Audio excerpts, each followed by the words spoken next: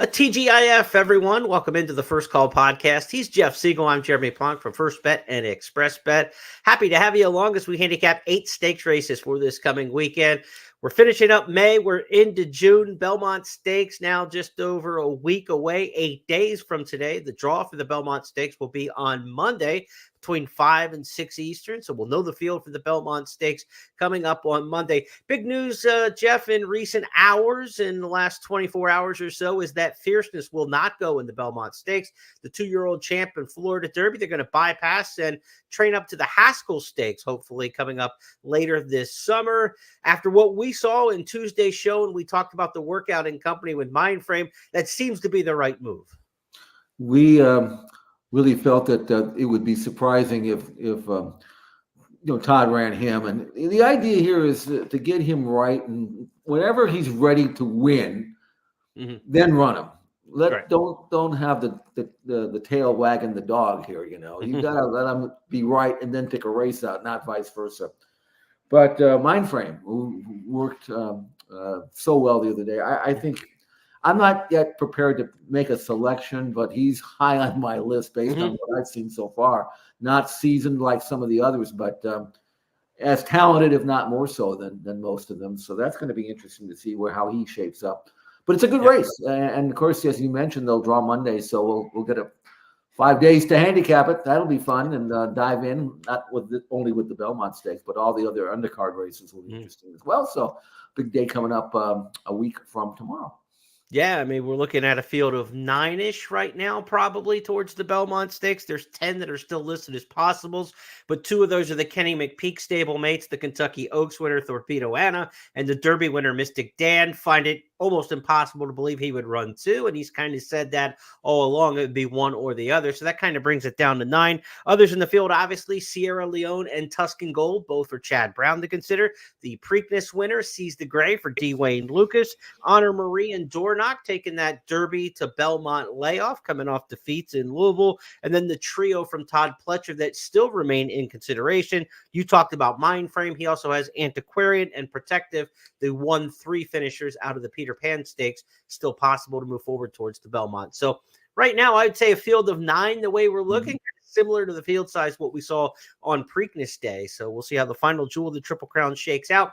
Again, as we mentioned, draw on Monday for the Belmont. It's also release day for the first Belmont Stakes wager guide. So be sure to check out all of our pros around the First family with our wager guide information, stats, trends, workouts, everything we can put into the guide. That'll be released Monday night after the draw. So be on the lookout for that. Certainly check it out on Tuesday. Jeff and I will have handicapping updates throughout the week. Millie Ball's going to handicap the Acorn, the big race on Friday, as she continues the Philly Triple Crown, if you will, in the wager guides. And of course, Eddie Olczyk will check in with his picks as well. So a lot of great information coming up for the wager guide. That'll be released again Monday night after the draw for the Belmont Stakes. Let's talk about what we have for you handicapping this weekend. Big night at Penn National tonight. It's Penn Mile Day, and we'll talk about that race. There are 6 stakes races tonight at Penn National, the old Grantville Oval. Frankie Dettori in town to ride, as is Flavian Pratt, Javier Castellano, Christian Torres on Bordeaux Rispoli.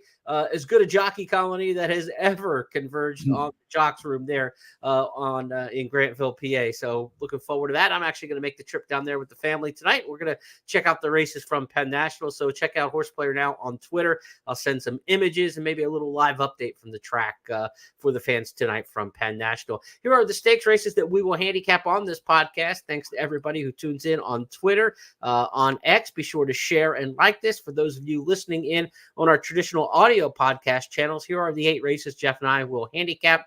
It's Friday's Penn Mile, $400,000 main event. Then on Saturday, we're going to take 5 races from Churchill on what is Stephen Foster Preview Day. So it's one of their big prep stakes days towards Stephen Foster Day later this summer. We're going to look at the Aristides, the Shawnee, the Regret, the Blame, and the Audubon stakes. 5 stakes in all from Churchill Downs. And then 2 from Santa Anita on Saturday, the Triple Bend for the sprinters. And then the Express Bet Race of the Week, the Honeymoon Stakes. We will look at that one for 3-year-old fillies on the turf. Tournament players, you've got a full allotment of contests that you could take part in this weekend for as little as $40. There are Santa Anita handicapping tournaments, feeder tournaments with just a $40 entry on Friday, Saturday, and Sunday. Also, Canterbury Park, Minnesota's got a couple of handicapping feeder tournaments, $40 entry fees there Saturday and Sunday.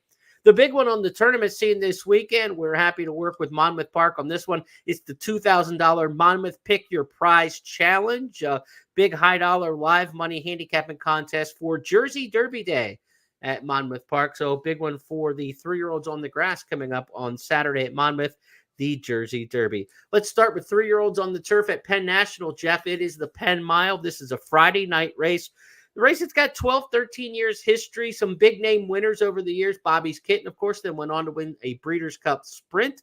We also saw Catch a Glimpse, the really good filly for Mark Cassie, beat the boys in this race in the past. And we've got a pretty good group lining up amongst the field of 10 this year. It's a good race. And now the grass 3-year-olds are going to get their chance. They don't ride too many turf races for 3-year-olds prior to the Triple Crown, but now that's finishing up. So now the grass horses, they get the run for big purses. $400,000, attracting a very good field of jockeys, not to mention the horses. Yeah. You know? So I actually handicapped this race originally with Trickery on top. He won the American Turf at 47-1. His number was strong. I went back and watched the race again a little closer the second time than I did the first time. And while he did run very well, and he is a contender to be sure, he had an absolutely perfect ground-saving second flight trip, hit the front and held, and no late speed materialized. He was always right up in the fray. Right. But now he has to go from the 10 hole going a mile, and I'm not sure he's going to get the golden trip that he got last time out. Yet, if you look at his form, he had a poor run in his debut, and then ever since then, he's run very consistently, and the numbers have risen. I can't knock him. I just don't envision him getting the kind of trip, the perfect, pristine trip that he got last time. On the other hand, number 2, Good Lord Laurie. I remember going back prior to his race in the Woodhaven and watching his race at Saratoga, his only prior race last fall, and last summer, I was really impressed with him, so much so that I made a significant selection and wager on him in the Woodhaven, and didn't disappoint, and came back with a strong number. I love that 47-2 breezing, fastest of 59 at Saratoga on the dirt since then. So I know he's advancing, he's developing, he's improving. Very good-looking, attractive colt. Nice inside draw. Flavian Pratt rides him back. Going to get a great trip. Might even get the same trip that Trickery got last time. So I like Good Lord Laurie. I think he's a comer in the division. Let's give the fans a chance to see him last time out with Pratt aboard. This is the Woodhaven Stakes from Aqueduct with Chris Griffin on the mic. Bordering very wide was Carson's Run, having all kinds of trouble, and that drifted out Elysian Meadows. A wild race here in the Woodhaven. And here comes the run from Good Lord Laurie, who's now in the clear. It's the big Torpedo just sticking his neck out, but Good Lord Laurie is ranging up on the outside, trying to join them as Wally World. The big Torpedo. Here's Good Lord Laurie to push on by. Good Lord Laurie wins the Woodhaven. The big Torpedo, their second. So Good Lord Laurie, Jeff's top pick in here as far as an all stakes pick 4 on the turf. I think you definitely used the 2 in here. I'm going to go 4 deep in this race. I used the 2, 4, 7, and 10. They're all fairly logical, but I think the 7 is going to be the value play in here. Set Emisel Jaramillo coming up from Florida to ride for Mark Cassie.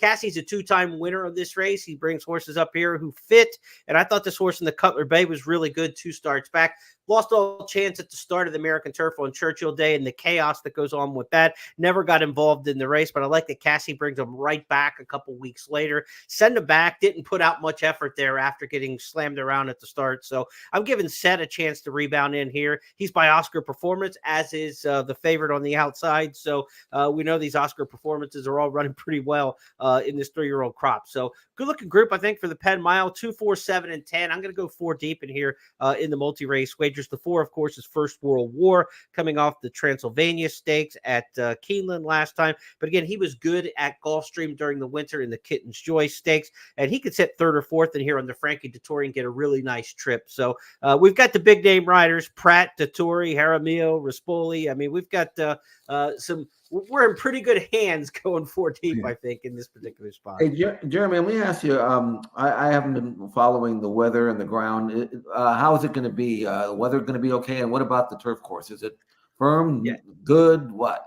I would say it's good to firm. We've had a couple nice warm days in central Pennsylvania here over the last couple days. It'll be 75 today and sunny. No rain on Thursday, but it did rain quite a bit earlier in the week. So we did get a lot of rain Monday, Tuesday, the first part of the week here. A lot of that storm that came through Kentucky ends up, we usually get the weather here in Pennsylvania a day and a half after the weather in Kentucky, the way the jet stream brings it up. So all that bad weather you saw in Kentucky over the past couple, days prior ended up through here. And so we got a lot of storms and things like that. But I would say it won't be firm, but it'll have a little bit of give to it. But it's certainly not going to be soft or yielding. It should be, horses should get over the top of it, I would think.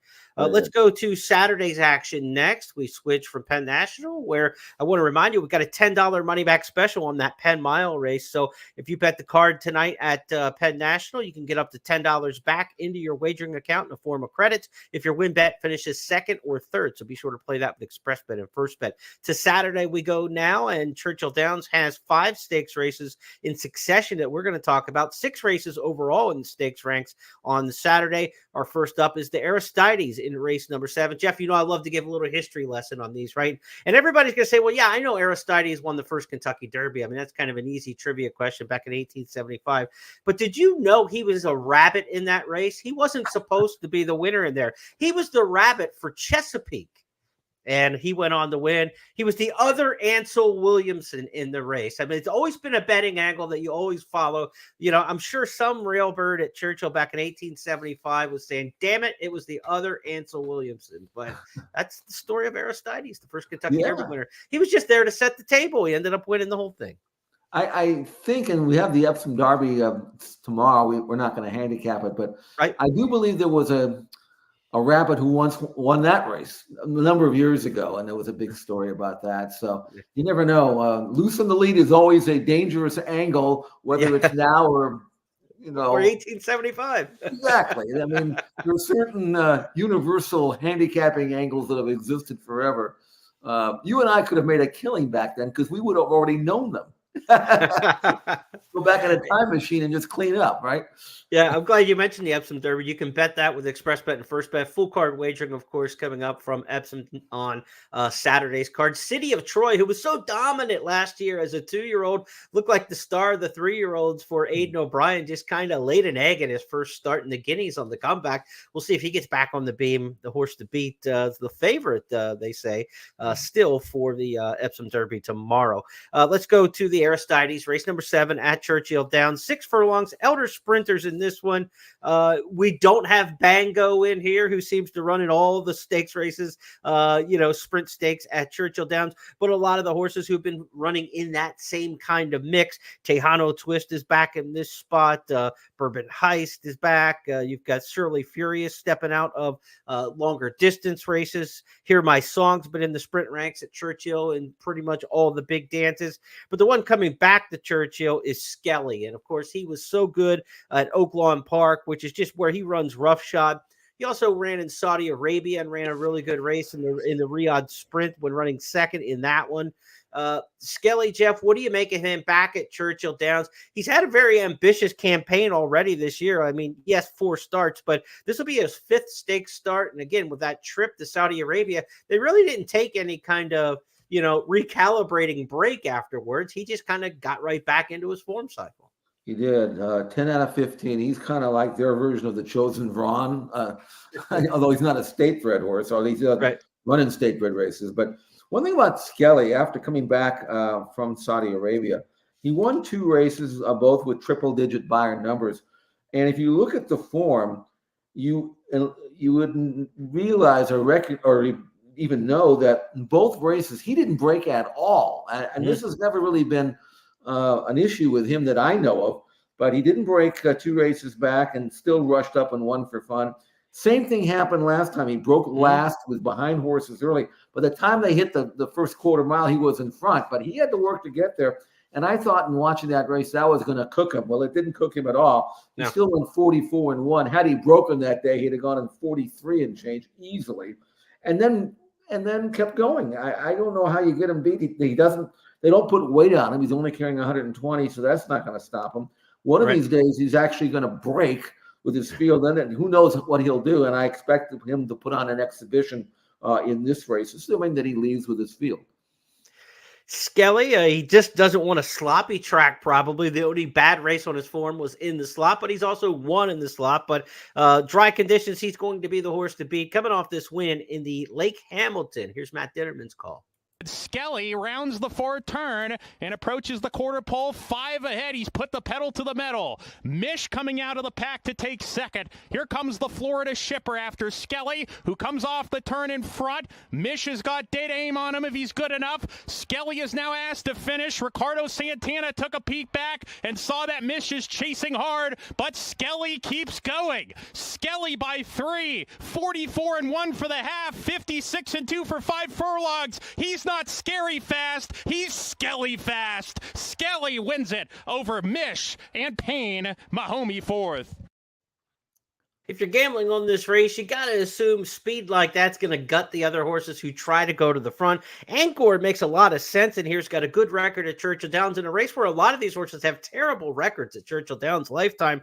But Angkor is going to be like up there trying to pursue from second, and that's a bad spot to be in with a horse as fast as Skelly. So if you're going to try to play this race from an exacta standpoint, I'd look for a horse from the back of the pack maybe to try to come and get second. We know Teano Twist likes to rally. The other Asmussen Payne will be coming from off the pace. Bourbon Heiss, Surly Fury, some horses who have run a little farther in their previous races. I'd look for a closer second behind Skelly if you're going to gamble in this race intra race. If you're looking for multi-race bets in here, this is going to start a pick 5 on races 7 through 11, and that probably means you're going to start off with a single, Jeff. Yeah, I mean, Skelly's going to win this race unless he does something stupid, which he rarely does. I would say this. I'm looking at the race, and yeah, I looked at Bourbon Heights because he looks like he has that style that you talked about. And then I look at his Churchill form, 8 starts, no wins. But he does like to run second. I'll give him that. So maybe he's the right horse. He's not asking him to win here because he's not going to win, I don't think. But he could run second. He'll be well backed early. And a few of these others are actually going to be chasing Skelly home. Teano Twist is another horse that seems much more comfortable at Oaklawn than he is at Churchill. Yeah. So he might be at a disadvantage. So I would think that at 10-1, Bourbon Heights would be a logical horse to make a late run, perhaps, and then complete the exacta. Okay, let's go from race 7 at Churchill on Saturday to the 8th on the card. Afternoon card at Churchill Downs on Saturday. No night racing there, but afternoon card on Saturday. It's the Grade 3 Shawnee. Shawnee stakes at 1 mile and a 16th on the main for $275,000. Jeff, I think this is a good gambling opportunity in this race because the name horses and the favorites I don't like, and that's what you want to see. I mean, you want to try to beat favorites. Giguera, the 8 or the 6 horse in here, you're going to take a short price on a horse who got beat 39.25 in the La Troyenne and just didn't show up at all off the layoff. Sometimes when fillies come off the layoff, then they're just done running and they don't get their form back. I'm not so sure Giguera in here is going to get her form back. So look, her form last year was obviously very good, but I can't take her at a short price. She's 2-1 in the morning line. Wet Paint the same way. I didn't think she picked up a foot and ran at all in the Apple Blossom. I realized the Apple Blossom's a tougher spot than this, but I'm not so sure her 3-year-old form wasn't kind of like in and out. You know, she's never been super consistent. And so I'm not taking Wet Paint either. It looks to be a shorter kind of price in here. I think this is a good race to look around for somebody, maybe somebody stepping up in class, or a horse like Hidden Connection on the outside who's kind of just consistent. She's always there, and if she's going to catch a field that's down from its best, if she stays consistent, she might find herself in the winner's circle. So Hidden Connection, the 9 for me in here at 12-1 in the morning line. But I know you like one who's stepping up into the stakes ranks again. Yeah, I like Skilla. Is that how it's pronounced? Skilla. Yes, okay, yeah. Skilla. Now, I mean, she was odds on in that allowance race at Churchill. But I love the race. I know that it was a kind of a race that she's supposed to win, and she did. Didn't got bumped really hard at the start, got knocked sideways. It said bothered in the treble line here, but she really was bothered. And then she was stuck between horses, had taken a lot of dirt first half mile. And then when she was asked to run, rather than labor to the lead, she just accelerated on the turn of the gone. Wasn't really knocked about in the stretch and still won by 7. That's the kind of form that we kind of expected to see her after her first 2 starts last year. and then they had to put her away. But she's really, really good when she wants to be, when things won't go her way, and it didn't go her way, and she still won for fun. I'm kind of interested. I didn't read this. I'm sure I'll read it somewhere eventually, but Blinker's going on following that win. I'm not sure what goes behind that, but she's got good speed, tactical speed. Clearly doesn't need the lead to win. Doesn't even want the lead to win. But I think in this kind of race over distance and ground, she's going to draft in and get a great trip. The pace situation looks, quite frankly, rather modest. And I'm not sure if she's going to make the lead with the blinkers on and stretching out from a one-turn mile. But I also like the fact that at a one-turn mile at Churchill, she won her first race by 8 1/4, and her second race at 7. So she's a perfect 2 for 2. And I know she likes the track. So that's my gamble, that she's going to build on that. The pedigree out of Close Hatch's sister to Tacitus. This filly has a chance to really, really, really move forward and take her position among the best in the division. Now, she hasn't done it yet. This is going to see whether she can. And if she does run up to my expectations, 5 2 was an excellent gambling number for me. Here she was on Derby morning in the second race. Travis Stone with a call. Scylla with a sweeping move off the turn has taken charge willingly and easily. Scylla now by 2.5. Secret Statement fully extended, victorious, and Zawish and Jokesisi. Everybody chasing Scylla. The lead is 4 with a 16th to go, and it will be Scylla, who was scintillating today. Under the wire to win it by 5. And Secret. So the Shawnee Stakes, one of the better betting races, I think, of the weekend, because I think you've got a couple vulnerable type, lower priced horses in there that we can go after. Now, the Regret Stakes is next up. It's race number 9 on the card Saturday at Churchill Downs. 1 1/8 on the grass here in the Regret for the 3-year-old fillies in this particular spot. There's also a race at Penn National called the Penn National Oaks, where Poolside with Slim, who's entered in both of those races. I'm not exactly sure which race she's going to go in, but Frankie Dettori's named on her tonight at Penn National. I can't imagine Rusty Arnold would name Frankie on the horse and then not make the trip. So I'm going to assume Poolside with Slim isn't going to be part of the Regret, but I don't have any information yet. By the time you watch this podcast, scratches might be out for Penn National tonight, and we might have our answer to that. But Poolside with Slim would certainly be dangerous on the front end in this particular race, Jeff. We know that one's got a good amount of early speed. Where do you end up with in the Regret Stakes? We'll assume Poolside with Slim is not part of it. I went back and forth on this race. I went up and down, and then after I finished evaluating all the entrants, I started over, did the same thing, came up with the same conclusion. Man, this race is challenging. I ended up picking a horse that I have no real great confidence in because of the lack of tactical speed, but Dancing in Dixie is starting to get good. And I looked at her buyer numbers, and she has gone from 76 to 81 to 85 to 87. And she's been big prices. I don't think anybody really thought of her as being any kind of leader in the division or anything like that, even though she won a stakes race last November. But, I mean, she's starting to run really well. I mean, she ran out of room in the Edgewood, but with closing fastest of all. Got an okay pace, but not particularly fast. Good effort in the race at Keeneland. That beat 3/4 of a length. She was a decent price there. And she has to continue to improve, and hopefully someday she'll get back to the point where she was laying fairly close, which she was doing last year, and all of a sudden she may have just lost her speed. I don't know what's going on with her, but she has been finishing really, really well. And if she gets a little bit of help at this 1 1/8 distance, which sometimes they go slow going a 1 1/8 in the grass, and it doesn't set up for closer.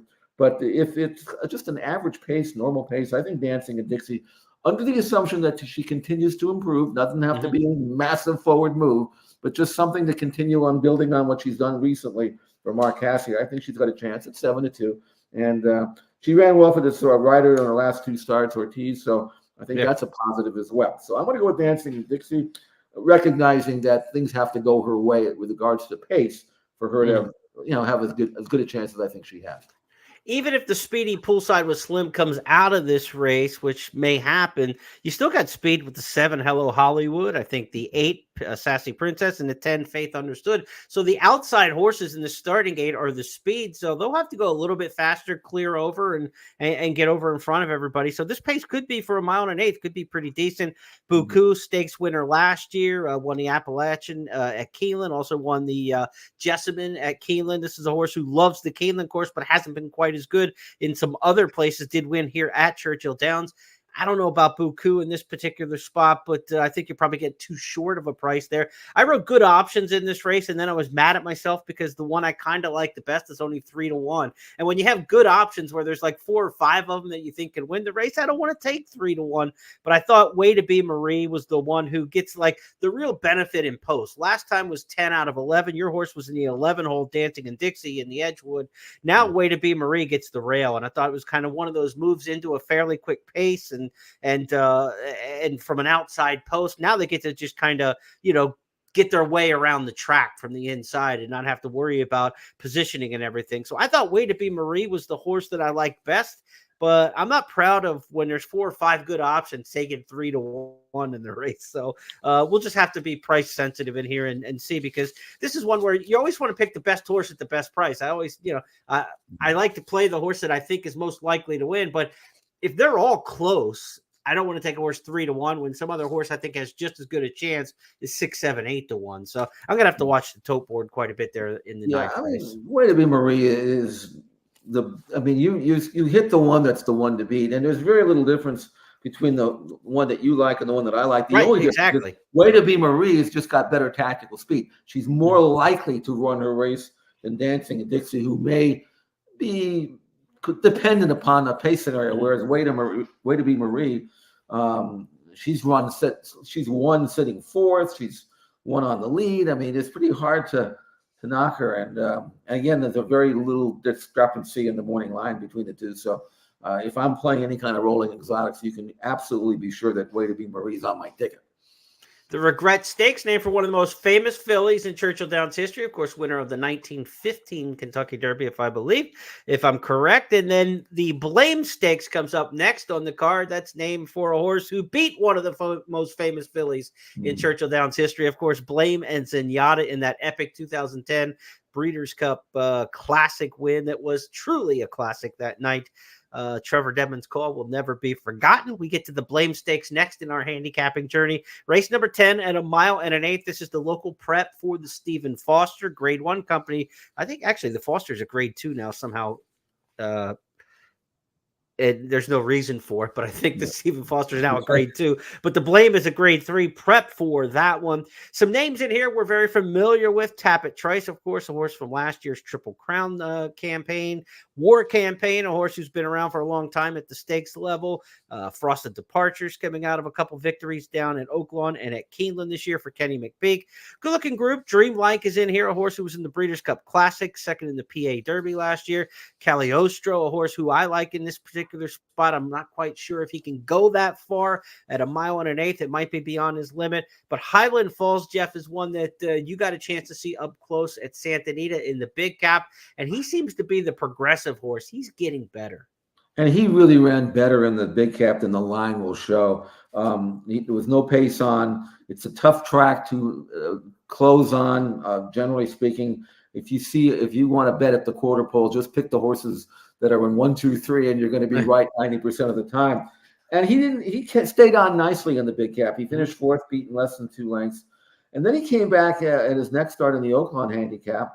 And I think that he got that pretty good that day. And although he didn't win, he got a buyer number of 104, which is going to win this race. I guarantee it. Yeah. If he runs back to it. And it was also a jump in 8 points, and it was a legitimate race. Skippy, a long stocking, when he wants to be good, he's good. And we liked him that day, and he won easily that day. And Highland Falls ran good, and he's come back. This is what I like about him. I mean, if you look at his workouts, he's never been a flashy workhorse at all. And then all of a sudden on May 17th, 59-1 breezing, fastest of 28. I think he's your typical Curlin, where every time he runs as a 4-year-old, he's going to get faster and faster and faster. And he's got the 2-hole. He's going to draft into a great spot right in the second flight. 5-2 on the morning line for Brad Cox, who's been singing this colt's praises. I can see why. I like Highland Falls to win the blame. Let's take a look back at his last start in the Oaklawn Handicap when he was clearly second best to Skippy Longstocking. Who picks up the running, and Skippy Longstocking with a big burst. Skippy Longstocking at the top of the lane just opened up to a 3-length lead with a nice acceleration. Highland Falls is charging into the second position. Reincarnate third, but it appears he's beaten at this point with a furlong to go. Skippy Longstocking, Jose Ortiz in complete control, and Skippy Longstocking skipping home to a big win in the Oaklawn Handicap. Highland Falls second home. Red Route 1 was third. I like the way he was still reaching out at the wire there. Again, he was not going to get to Skippy Longstocking that day, who ran his career best race, but he was really reaching out nicely at the end. Highland Falls, Jeff's top pick, and I can't disagree with you on this one. And I'm going to use Cagliostro underneath. I like Cagliostro. I almost pulled the trigger to win, but I just think the horse is a little bit better at a mile and a 16th than a mile and an eighth. And that last 16th of a mile might kind of get to him. So Cagliostro underneath for me. Jeff and I both on Highland Falls in the Blame Stakes. To the 11th. What do you think of Tapit Trice? I liked him originally. I got off him. I was cool on him, last summer. He's coming back. He's got a right to be better at 4 than 3. He's just so one-paced for me. What do you think? Well, that's the thing with him. And coming off a layoff like this, you would want him to be kind of, a little fresh, and kind of up into it. But he's one-paced. A mile and an eighth for the first race back is a long way to go in this particular spot. He's never run a form cycle break. He started his debut and went straight through the winter. And this was a November debut who ran all the way through Travers Day. So we don't have any sense of how he's going to run first time back. This is kind of a weird spot for the comeback to come back at 9 furlongs, but the grade 3 is, I like that placement, that they're not throwing him to the wolves, but this is a tough race for a grade 3. So, you're talking about the Oaklawn Handicap runner-up in this spot, the Dreamlike, a horse for Pletcher. Pletcher, why run 2 when 1 will do? Pletcher also has Dreamlike in this spot. Again, a grade 3 for 275, and you're running Dreamlike and Tapit Trice. I'm going to sit back and wait on Tapit Trice. He's going to have to, and I think he'll get bet in this particular spot. So let's see if he can win, he'll do so without me. But I think they're just getting the rust off here. I think they want him ready for Saratoga. I think that's probably the reason. Just throw him in there, give him a run. Yeah. And then maybe he'll move forward off that. But I've never really been, I never really trusted him, and it's just like when he ran third in the Belmont. Well, maybe he's ready to go. And then he runs in the Haskell, and you can't find him. So that's, to me, that's Tapit Trice in a nutshell. Yeah, and I think he's going to get bet. So let's let's try to beat him here at what's probably going to be 7-2 or less. I think he's going to be one of the selections in there, and I think you're on the right one in there. We're in total agreement there with Highland Falls. Let's go to the Audubon Stakes. It's race number 11 Saturday at Churchill Downs. Next up, we have the 2, 3, 4 finishers from the American Turf, which was run on Derby weekend. Of course, the winner of that race for Grand Motion's running at Penn National on Friday night in Treccari. So we'll check out the results on the Penn Mile on Friday, maybe to get a little sense of these American Turf alumni in this race. Kajina, the 2, ran 4th in that particular race. We're talking about the American Turf. The 5, Formidable Man, was the runner-up in that particular race, the American Turf. And also from that race, Laganos, the 9 horse in this race on Saturday, finished 3rd in that spot. So we also have another one, Can Group, who was well back, 9th in the American Turf. 4 alumni, but the 2, 3, 4 finishers out of that race. Are you taking somebody from the American Turf, Jeff, or are you going to look somewhere else? I'm looking for, he's not quite in the Curlin category yet, but Oscar Performance is a damn good stallion. I really like him. They get better. They're versatile. And people forget that he was a good racehorse himself, know. So I'm looking at Cameo Performance here. He's 6-1, drawn in the 3-hole. He had a run in Ireland last November over the all-weather. He was a 13-runner field. He got beat in neck. That was good. He was 5 clear of everybody else. He ran a winning race. Shows up here in a maiden race. He's 4-5. He's supposed to win. He does. He's a good-looking, good-moving type of colt. And I think that Brendan Walsh going from a maiden to a $275,000 stake, when obviously a non-winners of 2 would be easier, tells me that Brendan has got a lot of confidence in this colt. Yeah. I don't think he'd be jumping him up this high so quickly unless he thought he was up to it. And he's been breathing nicely in the interim at Turfway. So I like number 3, Cameo Performance. I'll take 6-1 if I can get it. I think he's going to produce a significant forward move. He's not going to win this race if the last race he ran in the Maidens is his best race, but I have no feelings about other than he's going to improve. How much, I don't know, but there's bigger and better things to come from Cameo Performance. Well, the horse he beat last time certainly improved. Green Light for Rudy Brisset came back and won by 10 1/4 lengths next time in a Churchill maiden special. That was a pretty live race. Let's go back and give the fans a chance to see that one at Keeneland, coming home with Kurt Becker. Mischief behind that pair is now third. It is Green Light against the rail with the lead. Cameo Performance is right alongside. Cameo Performance from the outside. Green Light against the rail. These two into the final furlong. Cameo Performance a narrow lead. Green Light still there but second. Cameo Performance now by a length. It is Cameo Performance and Tyler Gaffalione to win it. Green Light was second. Cinder Block rallied for third, and Radical. So Jeff and I both like Cameo Performance. We're in agreement on several of these races this week, and I think Cagino's the best of the horses coming out of the American Turf back in this spot. He's been in the 10 and the 12 hole the last 2 starts. Now really gets the bonus of the switch and post positions. Goes from Castellano, who's a great rider, Hall of Fame rider, but I always like Javier Castellano better on speed horses. I like him up near the front. He was not necessarily a great style fit, I don't think, for Cagino. Now you get Pratt, as good a patient finisher as you're going to find. So Cameo Performance and Cagino for me, both well drawn. 3-2, 2-3 on some other tickets in here, but I think this one stays towards the inside in the Audubon. Yeah, I mean, this is a good race. I mean, it's weird that we have 3-year-olds going long on the grass on the same day at 2 different tracks, both with really good purses, you know. So yeah.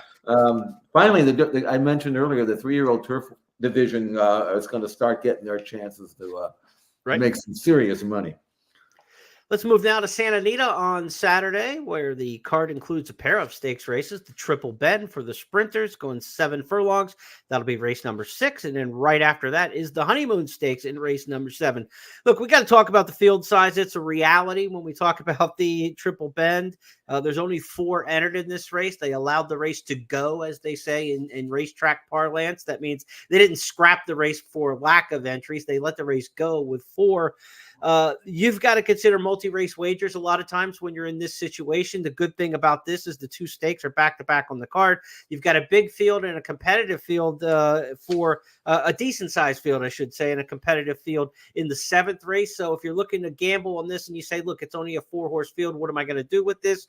Maybe look to the daily doubles and try to pair up winners in races 6 and 7. Also look to the multi-race wagers. If you can string 3, 4, 5 together, obviously, that's what you're looking to do. But the Triple Bend has one horse who's not running. It's the Chosen Vron. He decided to run last week against the Cowbreds and won the Thor's Echo rather handily. His old buddy, Big City Lights, well, he decided to pass on that race last week and run this week, Jeff. What do you think? Big City Lights gets away from the Chosen Vron. Is he going to do what he always does when he gets away from the Chosen Vron, which is win? He's never lost in any race in which the Chosen Vron was not in it. So when he was entered last week and then scratched off the program, I don't think there was any intention of running him. I mean, he's been beaten, the 4th times now? Yeah, 4. The Chosen Vron. So I think they threw him in the race just so they would have, 4 horses in last week's race. But he came back and worked, I think, the same or next day. Now he's in this race, finds another 4-horse field. But if he ducked the Chosen Vron, which I would have done too with him, how many times can you beat your head against the wall? Happy Jack was actually in that race in the Kona Gold, late April 27th, the race before last for Chosen Vron. And Happy Jack, I mean, I'm a big fan of the Chosen Vron, and he scared the hell out of me in that race. Eventually the Chosen Vron pulled clear, but Happy Jack now is a 5-year-old. He's only had 12 starts. He was routing through the Triple Crown races, and that probably wasn't what he wanted to do. But now he's settled into being a sprinter. I think 7/8 is perfect distance for Happy Jack. He earned a triple-digit career top number in that race against the Chosen Vron. He was 5 clear of everybody else. Dr. Venkman is a very good horse. I've watched him train. He's trained well, but he hasn't trained great. I don't know him well enough in the morning to know whether that's normal for him or not. haven't seen him that many times. But 7/8 from the rail against this group, that's not easy. Right. And then you got Big City Lights, who's very, very good, but he's not overwhelmingly fast on speed figures. He's a genuine, consistent Calbred.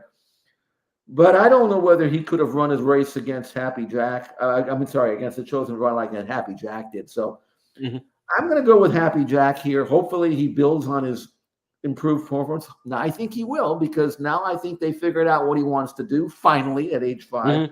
And Happy Jack has got a nice freshening. He has been out since late April and training steadily since. So I'm going to go number 2, Happy Jack. And in a race that is volatile, because Jeremy, can you tell me, can you guarantee me who's going to be in front here? Because I don't know. No, and you put Maldonado aboard Happy Jack on a rider change. He's a good speed rider, right? I mean, so maybe he's going to try to be up into the mix here. He was only a length off the Chosen Vaughn last time. He just might try to go in here. Let's go back and give the fans a chance to see that strong performance in the Kona Gold. Here's Frank Marimati on the mic. Furlongs to go, and the Chosen Vaughn is in front. Happy Jack moves up to take second. Forbidden Kingdom third. Express Train running nicely on the outside fourth. 3 lengths off the lead as the field turns for home. The Chosen Vaughn and Happy Jack are head and head. The Chosen Vaughn at the rail. Happy Jack making him work hard. These two are 4 clear of Express Train in third. And now the Chosen Vaughn starts to assert himself coming to the 16th pole. Happy Jack trying so hard in second, but the Chosen Vaughn is simply the Chosen Vaughn, and he wins the Kona Gold. This very well could be a rider's race, and we don't know what the riders are going to do. You've got Frezu, first-time rider on Dr. Venkman, Maldonado, first-time rider on Happy Jack, and Big City Lights going with Kyle Frey this time for the first time. The only jockey in here, Juan Hernandez, that's familiar with his mount. He rides Tahoe Sunrise in here. The Bob Baffert, who might be the 4th horse in a 4-horse field. Oh, so, he is. This is an interesting little quandary in this race from a handicapping standpoint. With a 4-horse field, what can you expect to get in price? You might actually get 2-1 on Happy Jack in here. Yeah, the morning line favorite is Big City Lights is going to get that. Yeah. Yeah, I mean, he's logical, and he's a genuine horse, and there's nothing wrong with him. But Happy Jack, I'll tell you another thing I liked about that last race. They actually tried to win the race, not run second. Yeah. And so Happy Jack went after the Chosen Vaughn midway on the far turn, where normally you kind of just sit back there and make one run. That second quarter was just breathtaking. 22-1 or 2 rather for the second quarter of that race. I mean, that will break a lot of horses. And yet Happy Jack, even though he didn't change leads, he never changes leads, but even though he didn't change leads and had to get broken, he didn't really break him that much. I mean, he was right there with the Chosen Vaughn. Better horses have waved the white flag by then. You know what I'm saying? He stayed on. Right. And again, it's now a situation where he looks like a horse that has found his niche. So, and now we'll be in front, even though it doesn't look like he's that quick. But Dr. Venkman is definitely not that quick. And then the first stages of the race, Big City Lights isn't really that quick either. So it's going to be interesting to see. This is a race within a race. Who's committed to make the running? And if you allow Happy Jack to get clear early, does he come back? I don't know. Not from what I just saw. Yeah, I think if he gets clear, I think he's going to be very, very tough to run down. Let's go to the 7th race on Saturday at Santa Anita. It'll be our 8th and final race that we handicap here on the podcast. It's the Express Bet and First Bet race of the week. The Grade 3 $100,000 Honeymoon, field of 7 in here. Several of these coming back off of the Providencia Stakes. Do we take one out of that rematch? I tend to think so, and Jeff does as well. We're on different horses, but we think they're pretty well evenly matched in this spot. Circle of Trust for me and Shiloh's Mistress for you, Jeff. They finished really about 3/4 of a length away from each other last time in the Providencia. They're the horses to beat in this particular spot. You make your case for Shiloh. I'll make my case for Circle of Trust, and then we'll just box them. Yeah, I mean, we can kind of pick the horses out of a hat and switch on that too. I think we both like them for the same reason, and the reason why I like it is because they both come out of what I thought was a very good edition of the Providencia Stakes. Even though the pace was slow, that's just the way the race came up.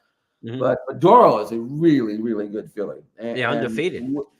And way better than anything else in this race. And and both Circle and Trust, who had to close a little bit off slow fractions, and Shadow's Mistress, who actually made the lead but doesn't really want to run that way.